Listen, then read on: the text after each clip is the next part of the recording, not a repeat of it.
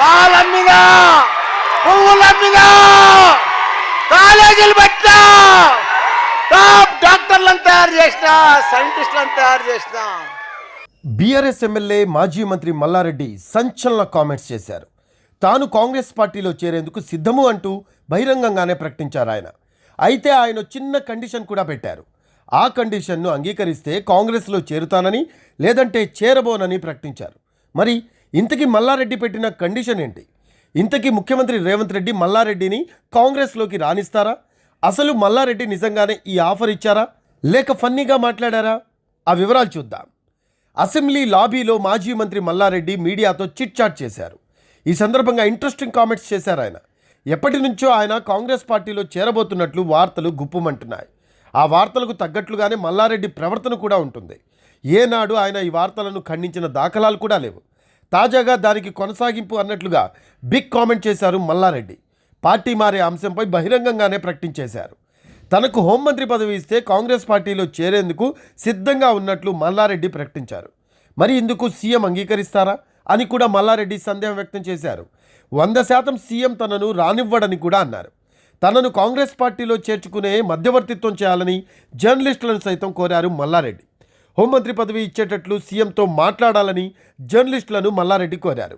BRS ముచ్చటగా మూడోసారి గెలిస్తే తన ప్లేస్ వేరే లెవెల్లో ఉండేదని అన్నారు. తాము మూడోసారి గెలిస్తే ఖచ్చితంగా హోంమంత్రి అయ్యి ఉండేవాడినని అన్నారు. రాష్ట్ర హోంమంత్రి అవుతుండే, సంవత్సరానికి 4 సినిమాలు తీసేవాడిని, కొత్త శాటిలైట్ ఛానల్ పెట్టేవాడిని.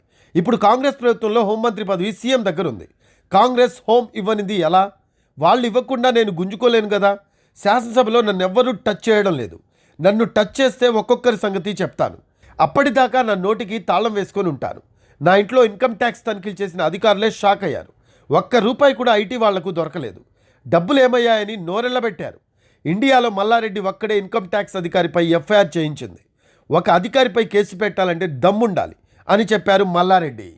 ఒకప్పుడు ప్రస్తుత సీఎం రేవంత్ రెడ్డిని మల్లారెడ్డి ఏమన్నారో ఓసారి చూద్దాం.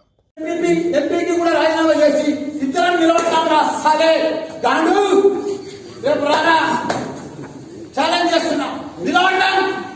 నువ్వు ఓడిపోతే నువ్వు గెలిస్తే నేను రాజకీయంలోనే తప్పుకుంటారా? రేయ్ నేను రాజకీయంలోనే తప్పుకుంటారా?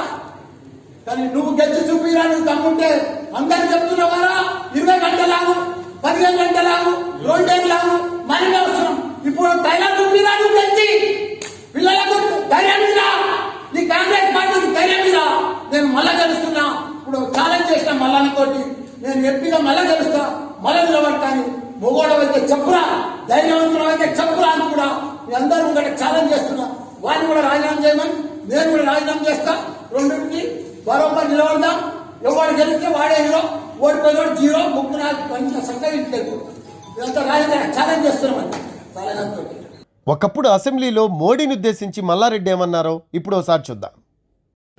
ప్రధానమంత్రి గారు ఛాయ్ అమ్మిండు, సీఎం అయ్యాడు, పిఎం అయ్యాడు అధ్యక్ష. కానీ దురదృష్టం ఏమిటంటే మనం నమ్మినాం అధ్యక్ష. ఆయన ఇప్పుడు పబ్లిక్ సెక్టర్లో అమ్ముతున్నాడు, మన సింగరేణి సంస్థలు అమ్ముతున్నాడు.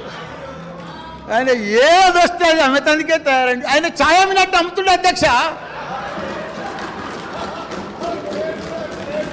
ఇంత ఘోరం ఎప్పుడు కూడా చూడలేదు అధ్యక్ష.